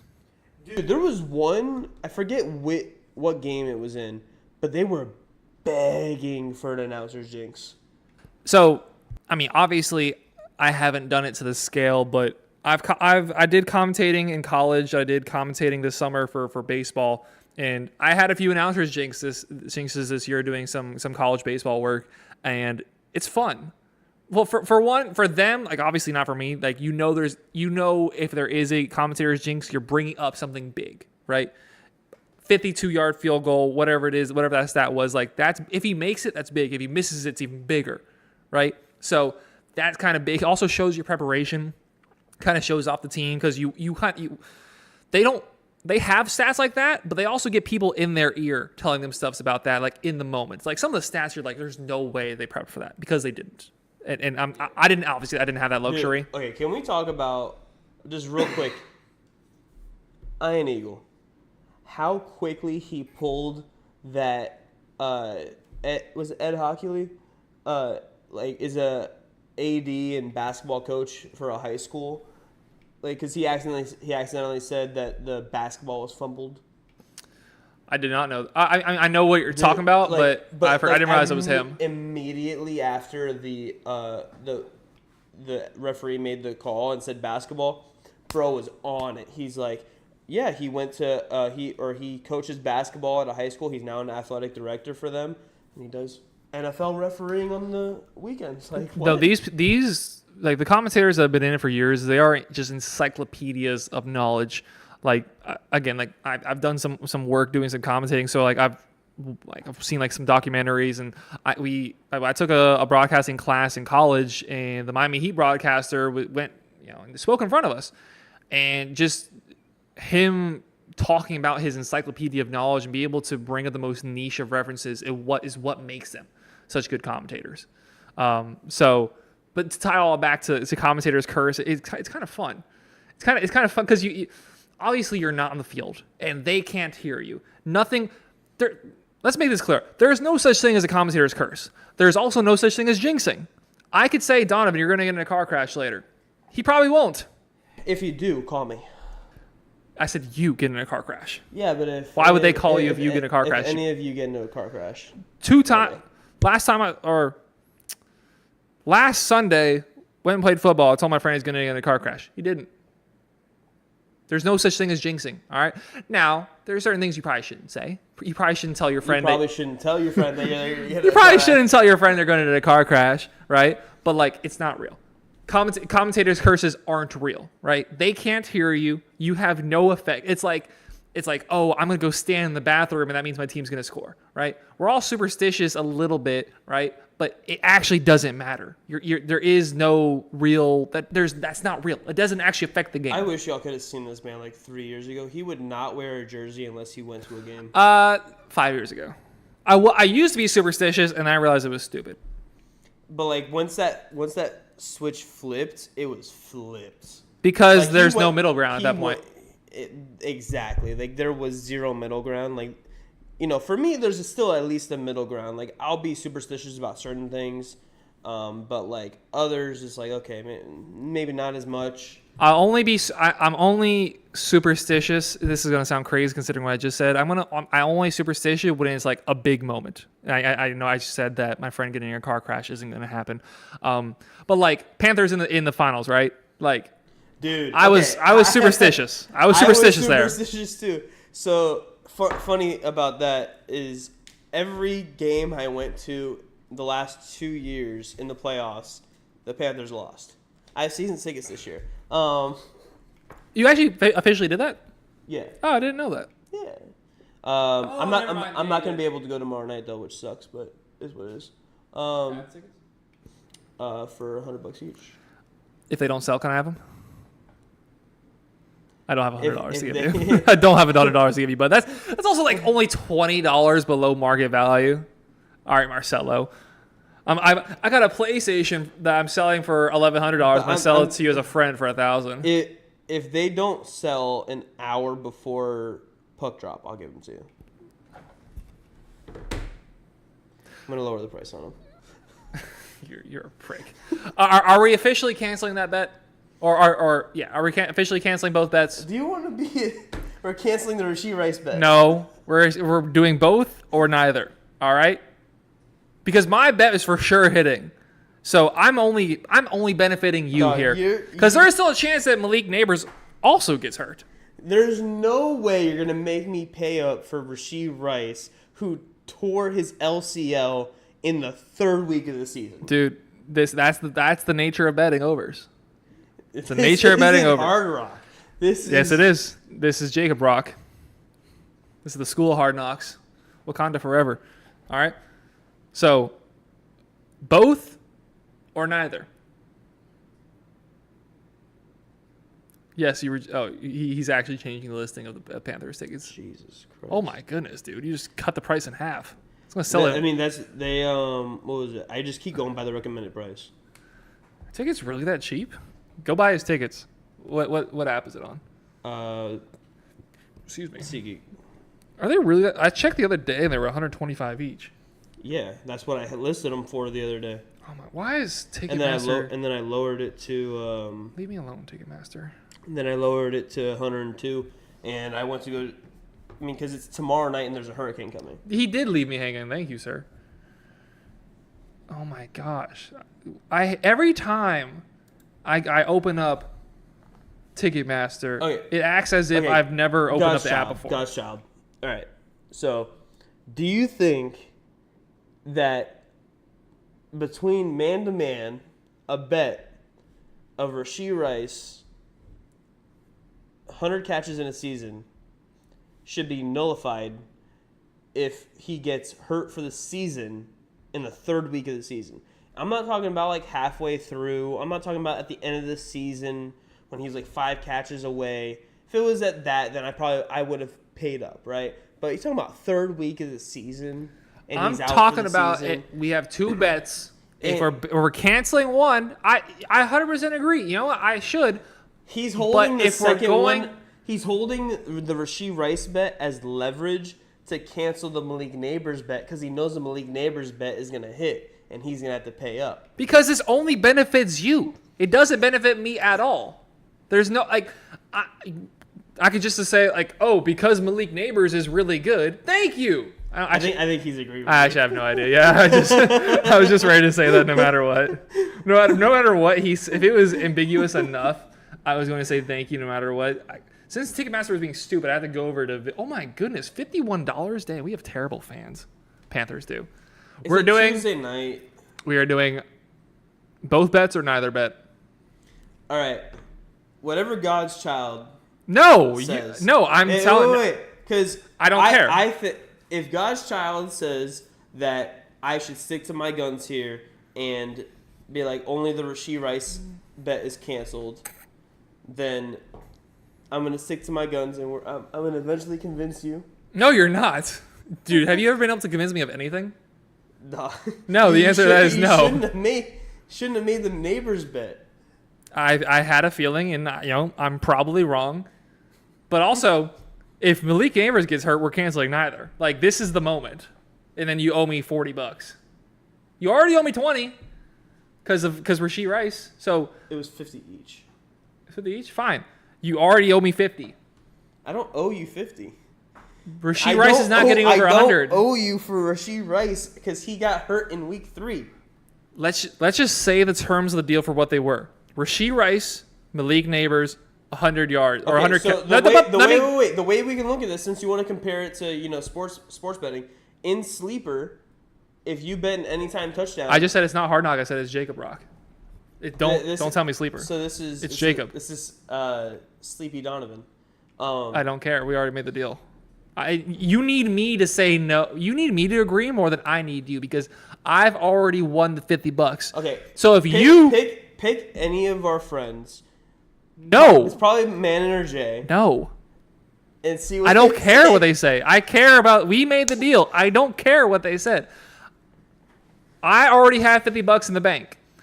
I have already gotten $50 from you. This deal only benefits you so that you could get $50 from me, right?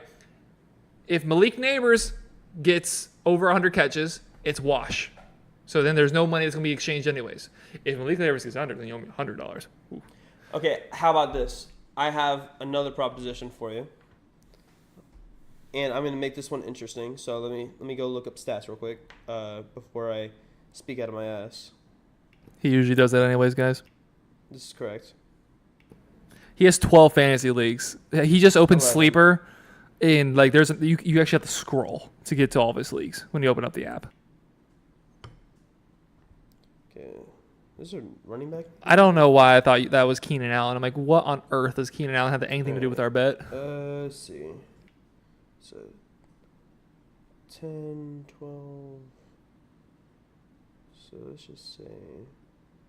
You can't do that math off the top of your head. You can't add 18 and 12 and. Okay, so if Neighbors gets over 115 catches, 120 catches. Just for the record, he did the math on what he's on pace for. It's 153, and he lowballed me to 115. Okay, what's Puka's record that he just set last year? He's gonna break Puka's record. Hold on, Puka. I thought you brought it. I don't know. I thought you were calling me Pookie. I'm again, I'm not sure where you're going with this. I think it was 117. And Waddle had 107. So if he goes over 120, he's going to. I think he's going to get to 140 catches. I think Malik Neighbors is going to get 140 catches. So this I would be betting on your side. I would be agreeing with you. No, I'm standing by my guns.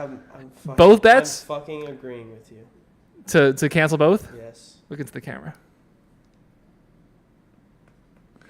This is great because I told Manon to just send you my $20. So now because him and I have the bet that Manon bet that Jonathan Brooks is going to finish as a top 15 fantasy back. That's just stupid because he's still hasn't played because he's on the pup list, but probably not going to play next week and bring me slowly ramped up. He's probably not even going to be at like the starter until like week 11. So I told him just to send you the $20. So now I'm gonna tell him to not do that. So I just made $20. You can sell. He's still going to finish the top 15 fantasy back. Jonathan Brooks is not. What has Chuba Hubbard done since Andy Dalton's been there? Brother, 20 points, 20 points, 20 points. but he's not going to be getting that workload until like week 10. He's going to be slowly ramped up. They have no reason to give him a high workload when he comes back. Also, I'm looking up what the RB15 is right now. Oops. I just did all players. Did you guys do RB15 total or RB15 like? RB15 like in general, end of the season, RB15 or above. Okay. Leaders RB15 is HN. That's perfect. And HN's been terrible. So HN has been terrible. But regardless of what you say about how good he's been, he's coming in with a 70.5 handicap that he has to make up. So do you really think that Jonathan Brooks from next week on is going to outscore Devon Achane fantasy-wise by 70 points? It's not just about Achane. I think he can outscore Zach Charbonnet by 72. I think he can outscore Bijan's in there. Kenneth Walker's in there, who's Chuba gotten hurt by 80. I think he can outscore Jordan Mason by 83. He's not outscoring Josh Jacobs the rest of the way. He's not outscoring maybe Tony Pollard. There's other guys that are outside the top 15 that I believe more into jump above them. Swift, I think he can do. David Montgomery, no. Swift's he's looking like the dude. Swift's looking like Swift of. He's not getting goal line carries. That's not true. He had a touchdown yesterday. That was like a 13-yard touchdown. I don't know. It was a 1-yard touchdown. Roshan got the other two. So the Bears' offense is producing. Real quick, back to Dolphins stuff. I had pulled up because someone mentioned earlier that we need to go undefeated to the Bills game, which means we have to beat the Colts and the Cardinals, which is very doable. That's doable. But I want to talk about beyond the Bills game because I saw someone on Twitter bring this up earlier today, and I did want to talk about it. So we have the Colts, which is, I believe, winnable, especially coming out of a bye week. You know, Tyler Huntley. We're going to be missing Holland, unfortunately, in that game. But, you know, I think their defense is bad enough that that's going to be probably a high-scoring game. Then we have the Cardinals with Tua. That should be a very winnable game, and it's at home on a 1 o'clock. So that's going to be... Bills, we're going to get donkey stomped. Not arguing. So at that point, we're going to be 4-3, 4-4. Wait, so you got wins against both the Colts and the Cardinals? Just making sure. And then we have the Rams, Raiders, and Patriots after that. If we can go 7-4 going into this last stretch of games, that is very difficult. Like after that, you have the Packers on Thanksgiving night. You have the Jets at home, which I think is winnable. The Jets don't look good. Texans. You know, now that I'm looking at it, the schedule's not as hard as I thought it was. Well, I mean, but also we have the context. The Jets and Browns are not as good as we can very easily sweep the Jets, especially with Tua back. The Browns donkey stomp. That game's gonna get flexed out. We're not getting that Sunday night game. We could. I'm perfectly fine with that, honestly. Texans probably an L. 49ers, CMC's probably back at that point, probably an L. That's at home though, so like maybe not. I'm giving that to the Niners. Let's put it this way. They were so scared of the heat. It was supposed to be like 95 this weekend against the Cardinals that they tried to get the NFL to let them switch to white uniforms. They're going to be in South Florida in December, which is very warm. There's a chance that could be a 40-degree game, There's though. there's a chance it could be 90, and there's a chance it could be 40.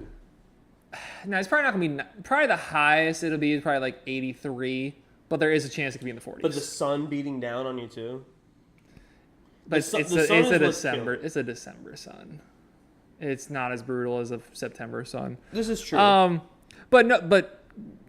It is a lot easier of a schedule, especially how pathetic the Jets are. Like, there's a chance that Saleh could be out of a job by the first time we play them. Packers in Green Bay on Thanksgiving, like, we're losing that. I think there's zero chance we win that game, even with Tua. It's gonna be snowing. It's gonna be bad. It might not be snowing, but it's gonna be freezing, and we don't play well in the cold. I already marked that as an L before the game. Packers game L, Texans game L, Niners game L. Let's just say we win every single game outside of that. That's three more losses. Texans won. 4 more losses with the Bills game, so that puts us at 7 losses. So the only thing I think the Texans game. Meanwhile, the Texans are obviously they're 4-1. They're 4. They're 4-1. They haven't played as well as we thought they would have. Now, given they have a whole season to gel together, but their defense has not looked that good, and I think that could be a relatively more high-scoring game, and it's really just going to come down to who is more clutch, which I think we both agree on who that is. That's for sure the Texans, yeah. Yeah. Coach quarterback, I'm taking the Texans. Running game, I'm taking the Texans. Running game? Yes. Joe Mixon? Mostert, Achane, Wright? Yeah, I'm still taking Texans. Dude, Joe Mixon dropped 130 week 1 and then got hurt. He got This is the first time we're playing against Laremy Tunsil. I think he was hurt the last time we played the Texans. I wouldn't know. I'm taking just the better running back there. I don't think Mixon's the better running back, but go on. Who is better than Mixon? I think both Achane and Mostert are better than Mixon.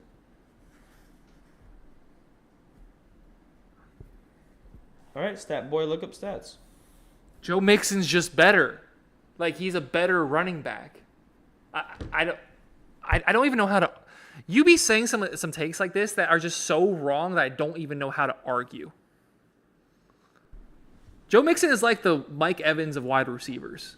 Like, everybody loves to hate on Joe Mixon. For a while, people like to hate on Mike Evans for a while because the team wasn't winning, but consistently was doing good. Joe Mixon consistently 1,200 yards on the ground, consistently on a winning team, consistently getting far into the playoffs. Everybody loves to hate on Joe Mixon, but he just gets the job done. He's not explosive. You get to the second level, you're catching him. He doesn't have that second level speed. He's definitely a hybrid back. I will give him that. He can catch the ball out of the backfield. He can run through the holes very nicely, but he is not better than Mostert. He's not going to run through between the tackles better than Mostert or Wright. He can do that better than... What? He's not going to run in between the tackles better than Mostert and Wright? We have no offensive line. We just saw the best performance this Dolphins offensive line has had all season. Do you really think that's going to hold strong the rest of the season? Meanwhile, the Texans have a good offensive line. Who do the Texans have on their defensive line that's going to stop us? Danielle Hunter is on the edge. Off the top of my head, I don't know off the top of my head, but that's just how bad our offensive line is that it doesn't really matter. No, look, I agree. Our offensive line is trash, but I'm talking about we're talking about running back from running back, and if you're giving them the same hole to run through, I'm taking Mostert, I'm taking Jalen Wright to run between the tackles. Now you're talking about passing game. I'm going to take Achane over Mixon. I'm going to take Mixon over Jalen Wright, and they're probably the same, him and Mostert in the passing game. Who's a better running back? Overall running back, Mostert.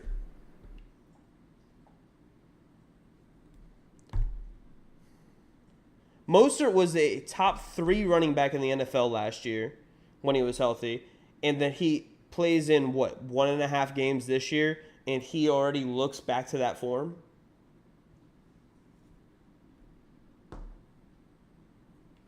Who's better, Raheem Mostert or David Montgomery? Raheem Mostert.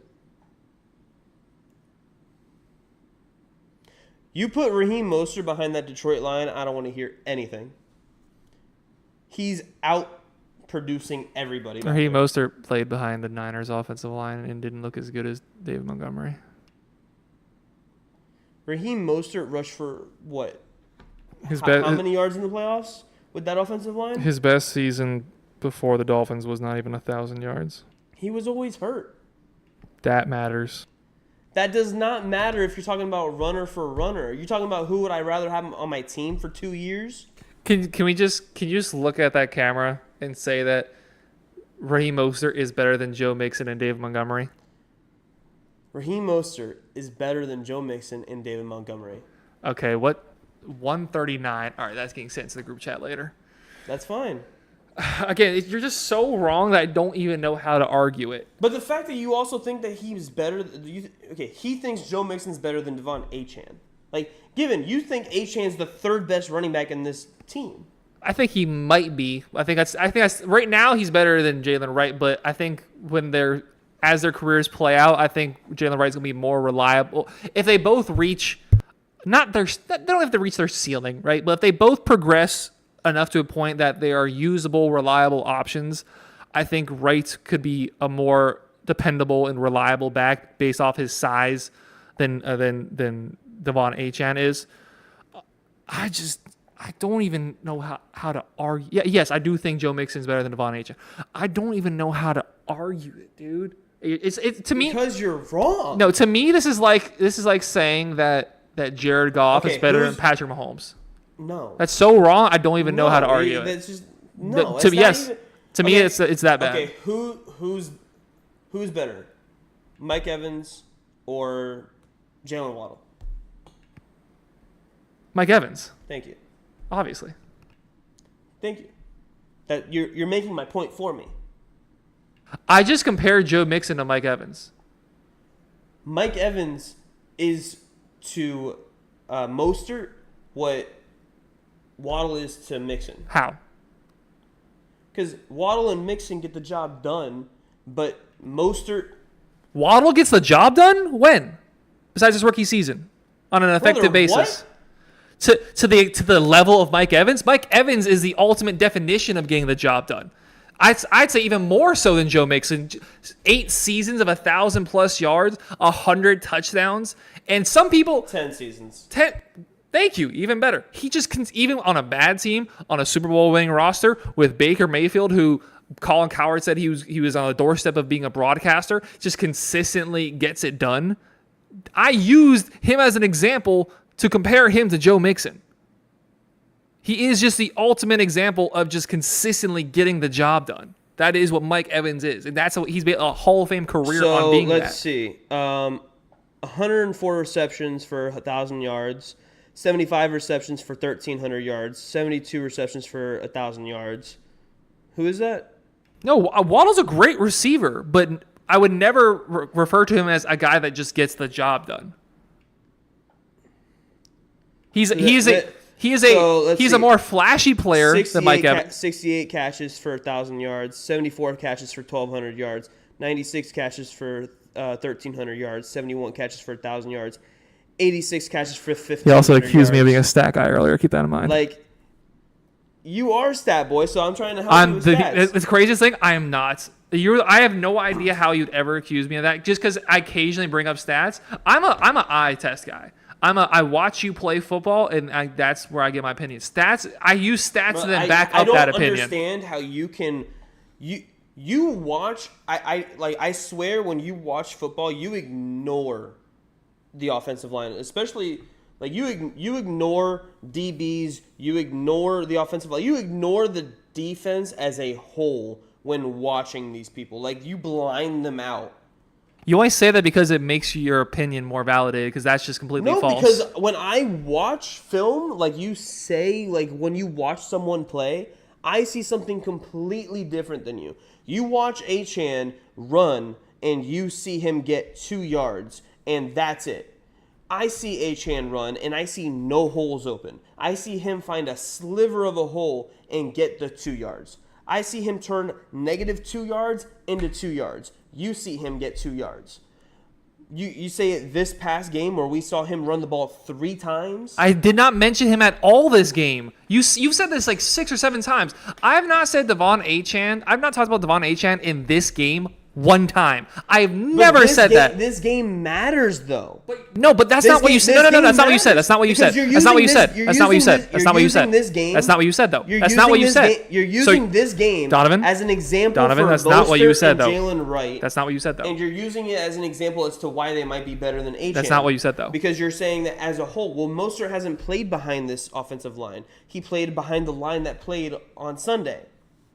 So you have to take into context. You don't take context into anything. That's just not true at all. You're just saying that because it makes your argument sound better. I'm not saying that because it makes my argument sound better. My argument sounds better because that's true. Because you aren't giving the context of the offensive line had no run openings for 3 straight games while Tua has been out. And that's why Achane hasn't been able to get anything going, and that's why I considered benching him. It's very similar to Tyreek Hill. It's very similar to Jalen Waddle. They're an extension of the offense. And Tua. That's basically what this offense was built around, and now Mike McDaniel has... What we saw from what they asked Devon Achane to do, they just completely changed in which they ran the offense, and the offense immediately ran better. The rushing attack immediately ran better. You had two guys that are supposedly behind Devon Achane, both ran better. Both had 80 yards on the ground when they changed the system which is designed for Devon Achane to get in space, to get around the outside. Clearly that wasn't working. So the game that they changed to do that, which I don't think was their objective to do, because they went into the game assuming they were going to have Devon Achane. As soon as they say, okay, we're not going to go to the outside zone, we're going to go to more inside attack, as soon as they do that, they have more success. I think that's where you're missing it as well, because we didn't do strictly outside zone runs with Achane. We ran it a tad bit more, but we still ran a lot of inside zone runs with Achane as well. Well, the numbers because he's a different type of runner. It's not. You need a bigger guy to be able to do that. It failed because Achane was back there. It failed because the offensive line was ass. So why did the offensive line immediately help out Raheem Mostert in Jalen Wright, where it didn't do that for Devon Achane? And went against a bad defensive line. And another big thing about it is the safeties. They had 2 backup, and I mentioned this earlier, and I think it's a bigger thing than we're really making it out to be, that the 2 safeties that were missing back there, Jabril Peppers, and they had another starting safety that missed with a shoulder injury. Every single game that I've watched, who's getting the tackle? It's not a linebacker. It's not a defensive tackle, unless it's at the line of scrimmage. When it's an outside zone run, it's always a safety collapsing down and getting the tackle. My biggest issue with Devon Achane is once you get contact on him, he has nothing left. Yes, it is true. There's nothing. 14 evaded tackles in 4 games. That's not breaking a tackle. That is missing a tackle. That is not when they get contact on it. That is not a broken tackle. An evaded tackle is not the same thing as a broken tackle. Broken tackle is what we've argued for years about Mike Gesicki, because he couldn't do, is they get hands on you and you can't do anything after that. Devon Achane, once you get a hand on him, it's just mass versus mass. All you have to do is plug up whatever he runs. If you don't give him space, you then eliminate Devon Achane's ability to be a successful running back. Raheem Mostert and Jalen Wright don't need as much space because they stack up better with mass. There is more weight to be thrown around. There's more size to be thrown around. It is not as easy to just get a hand on them and stop them. It's not as easy as just getting in their way. They can be more physical. Devon Achane cannot be a physical back. Whenever he has tried to be a physical back, he's gotten hurt. That's just simply not true. When has he been a physical back and not gotten hurt? Or underperformed? You want to talk about Achane getting hurt. So he got hurt 3 times so far in his Dolphins career, right? He had the shoulder injury in his rookie year preseason, where he was sumo tackled into the ground. That does not happen on a regular basis. Because it happens to bigger athletes, so it's a little bit more difficult to do. No, It happened one time with Derwin James tackling Travis Kelce. That's like the other biggest one I can think of. But he didn't land on his shoulder. He landed on his back.